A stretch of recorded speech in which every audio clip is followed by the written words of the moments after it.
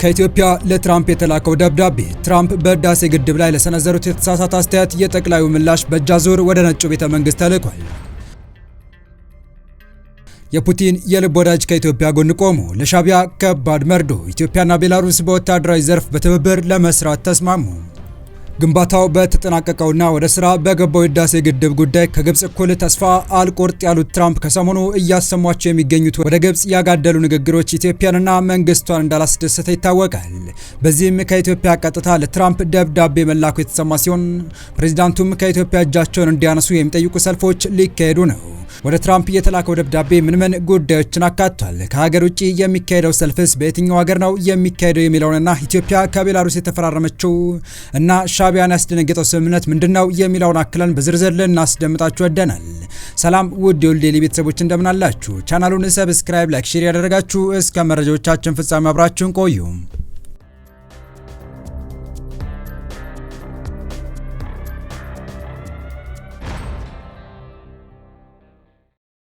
የገና በዓልን በማስመልከት እስከ 25% ቅናሽ ከቪስኮ ዲፕሎማቲክ አፓርትመንትስ። ሳይቶቻችን የሚገኙት የሎኬሽን ማተርስ ጥቅም በመገንዘብ የአዲስ አበባ ማዕከል በተደረገው ቁጥር 1 ሳይት 2 ቤዝመንት ፕላስ ግራውንድ ፕላስ 18 ከቴራስ ጋር ሲሆን እንደዚህ ጥንቅቅ ተደርገው የተገነቡ ባለ 3 ሌግዠሪ አፓርትመንት ቤቶች የሚገኙት መስቀል ፍላወር ድሪምላይነር ሆቴል ፊት ለፊት ናዝራ ሆቴል ጀርባ በአራቱም አቅጣጫ ከበቂ በላይ መግቢያ ያለው ዲፕሎማቶች የታዋቂ ሰዎች መኖሪያ በሆነው አካባቢ ሲሆን ባለ 3 መኝታ በ153 እና በ167 ካሬ ያለቁ ዲጂታል ኢካርት ያላቸው ቤቶች እንዲሁም ቁጥር 2 ሳይታችን ኦሎምፒያ ጋዜቦ ወይም ዋሽንግተን አደባባይ አጠገብ አስፋልት ዳር በግንባታ ሽያጭ ላይ ሲሆን ሞሉ 3 ቤዝመንት ፕላስ ግራውንድ ፕላስ 25 የሆነ የንግድና መኖሪያ ቅይጥ ግንባታ የያዘና ድንቅ በሆነ ዲዛይን የተሰራ ሱቆችና ባለ 1 እና ባለ 2 መኝታ አፓርታማ የያዘ ሲሆን እስከ 25% ቅናሽ ይዘንላችሁ መጥተናል። ለተጨማሪ መረጃ በ0912 03 5489 ይደውሉልን። ቪስኮ ሪል ስቴት የታማኝነት ምልክት። በታላቁ የኢትዮጵያ ህዳሴ ግድብ ዙሪያ ወዛጋቢ አቋም በመያዝ የሚታወቁትና በመጀመሪያው የስልጣን ቆይታቸው ግብጽ ግድቡን ታፈነደዋለች የሚል አስተያየት በመስጠት የእብድ ገላጋይ መሆናቸውን ያሳዩት ፕሬዝዳንት ዶናልድ ትራምፕ ከሰሞኑም በሁለተኛ የስልጣን ጊዜያቸው መባቻ ላይም የአባይን ነገር የሙጥኝ ማለታቸው ተከትሎ በርካቶች ጠርጥር ከገንፎም አይጠፋም ስንጥር በሚል የፕሬዝዳንቱን እንቅስቃሴ ባንክሮ እንዲከታተሉ አድርጓል።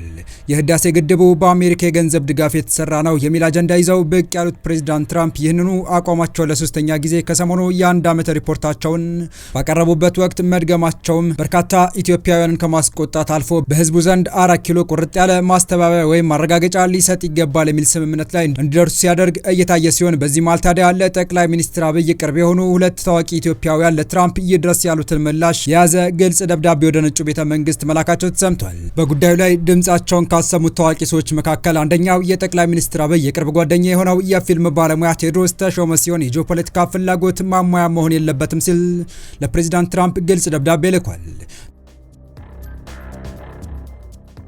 ታዋቂው የፊልም ባለሙያ ቴዎድሮስ ተሾመ በአባይ ወንዝና በታላቁ የህዳሴ ግድብ ዙሪያ ያለውን የኢትዮጵያን ጽኑ አቋም የሚገልጽ ግልጽ ደብዳቤ ለፕሬዝዳንት ዶናልድ ትራምፕ አሰራጨም። ቴዎድሮስ በደብዳቤው ፕሬዝዳንቱ ስለ አባይ ጉዳይ ያለውን እውነታ እንዲረዱ አሳስቧል። በደብዳቤው ላይ ከተጠቀሱ ዋና ዋና ነጥቦች መካከል አባይ ከኢትዮጵያ ምድር የሚመነጭ የፈጣሪ ስጦታ እንጂ በማንኛውም ስምምነት የተፈጠረ አለመሆኑንና ኢትዮጵያ በዓለም አቀፍ የውሃ ህግ መሰረት ፍትሐዊ የመጠቀም መብት ያላት መሆኑ ኢትዮጵያ ያልፈረመችባቸውና ግብጽን ብቻ ተጠቃሚ የሚያደርጉት የ1929 እና የ1959 ውሎች በኢትዮጵያ ላይ ምንም አይነት ተፈጻሚነት የሌላቸው ስለመሆናቸው እንዲሁም ግብጽ ኢትዮጵያን ደካማ ለማድረግና የባህር በር እንድታጣ ስታደርገው የነበረውን የታሪክ ሴራ ያስታወሰው ቴዎድሮስ አሁንም ግድቡ ለዜጎች ብርሃን ለመስጠት እንጂ ውሃን ለመክታት የታለመ አለመሆኑን ያስገነዘበባቸው ይገኙበታል።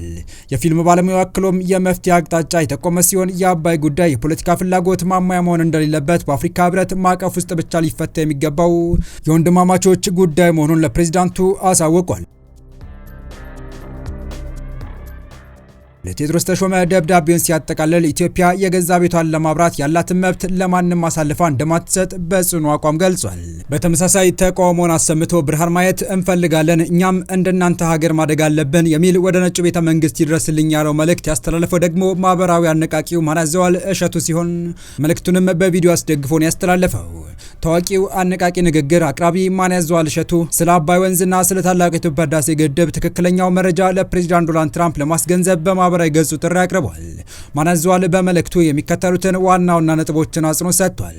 አንደኛ፣ አባይ ከግብጽ ጋር ብቻ የተያዘ ነው የሚለው የተዛባ መረጃ በምዕራባውያን ሚዲያዎች የሚነዛ እንጂ እውነታው ግን አባይ የኢትዮጵያ መሆኑን መጽሐፍ ቅዱስም ሆነ ዓለም አቀፍ ተመራማሪዎች የሚያረጋግጡት ሀቅ መሆኑን ገልጿል። ሁለተኛ፣ ግድቡ በማንኛውም ዓለም አቀፍ የፋይናንስ ተቋም ሳይሆን በእያንዳንዱ ኢትዮጵያዊ አንድ ሳንቲም ጭምር በፈሰሰበት የገዛ አቅም የተገነባ መሆኑን አስገንዝቧል።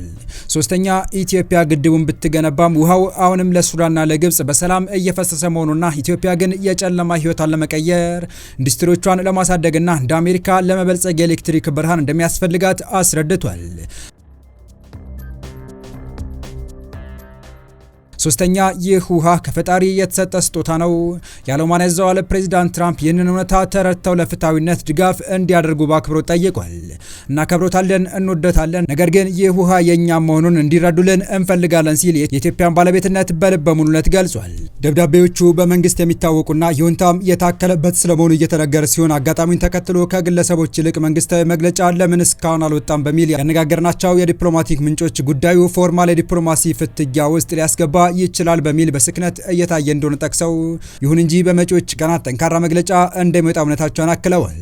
ይህ በእንዲህ እንዳለ ፕሬዚዳንት ትራምፕ እጁን ከኢትዮጵያና ከአፍሪካ ላይ ያንሱ የሚል መፈክር ተይዞ ሰልፍ ሊወጣ መሆኑ ሰምቷል። በደቡብ አፍሪካ የሚኖሩ ኢትዮጵያውያን በፕሬዚዳንት ትራምፕ ንግግር ላይ ያላቸው ተቃውሞ በኔልሰን ማንዴላ አደባባይ ሊያስተጋቡ ነው። በደቡብ አፍሪካ ጆሃንስበርግ የሚገኙ የኢትዮጵያ ዲያስፖራ አባላትና የፓን አፍሪካ አቀንቃኞች አሜሪካው ፕሬዚዳንት ዶናልድ ትራምፕ በታላቁ የህዳሴ ግድብና በኢትዮጵያ ሉዓላዊነት ላይ የሰነዘሩት ንግግር በመቃወም በጆሃንስበርግ ከተማ በሚገኘው ታሪካዊ ኔልሰን ማንዴላ አደባባይ ላይ የኖሞር ሰልፍ ለመጥራት ዝግጅታቸውን ማጠናቀቃቸውን ገለጹ። የሰልፉ አስተባባሪዎች እንደገለጹት ይህ ንቅናቄ በቅርቡ ፕሬዚዳንት ዶናልድ ትራምፕ ከግብጽ ፍላጎት ጎን ለመቆም መወሰናቸውን በኢትዮጵያውያን ሀብትና ጉልበት የተገነባውን ግድብ አሜሪካ እንደገነባች አድርገው ማቅረባቸው ተከትሎ የመጣ ቁጣ ነው። ሰልፈኞቹ ፕሬዚዳንት ትራምፕ እጆን ከኢትዮጵያና ከአፍሪካ ላይ ያንሱ የሚል ጠንከር ያለ መልእክት ለዓለም አቀፍ ማህበረሰብ ለማስተላለፍ አቅደዋል። በዚህ ሰልፍ ላይ ከኢትዮጵያውያን በተጨማሪ ከ50 በላይ ታዋቂ የፓን አፍሪካ አቀንቃኞች የሚሳተፉ ሲሆን የሱዳን፣ የኬንያ፣ የቦትስዋና፣ የአንጎላና የናሚቢያ አምባሳደሮች ምክር ሀሳብ ያካተተ ዲፕሎማሲያዊ ይዘት እንዳለው ተጠቁሟል። የተቃውሞ ዋና ነጥቦች ኢትዮጵያ በአባይ ወንዝ ላይ ያላትን የተፈጥሮ ባለቤትነት የሚጋፋ ማንኛውንም የውጭ ጣልቃ ገብነት አለመቀበል፣ የህዳሴ ግድብ ግንባታ የገንዘብ ምንጭን በተመለከተ በፕሬዚዳንት ትራምፕ የተሰጠውን የተዛባ መረጃ ማውገዝ፣ ኢትዮጵያ በቅርቡ የኒውክሌር ኃይል ማመንጫ ይፋ ባደረገችበት ማግስት አፍሪካን ለማወክ የሚደረጉ እንቅስቃሴዎች የማንቂያ ደወል በመሆን መመከት። የሰልፉ አስተባባሪዎች በመጨረሻም አባቶቻችን በጀግንነታቸው ያቆዩልን የአፍሪካ ህብረት መዲና የሆነችው አዲስ አበባን የህዳሴ ግድባችንን የሉዓላዊነታችን መገለጫ አድርገን እንጠብቃለን በማለት ሁሉም ኢትዮጵያውያንና አፍሪካውያን የሀሳብ ልዩነቶቻቸውን አጥብበው ለሀገራቸው ድምፅ እንዲሆኑ ጥሪ አቅርበዋል። ይህ የኖሞር ንቅናቄ ችቦ በሰሞኑ የትራምፕ ንግግር የተነሳ ቁጭት በደቡብ አፍሪካ ዳግም እንደሚቀጣጠል ይጠበቃል።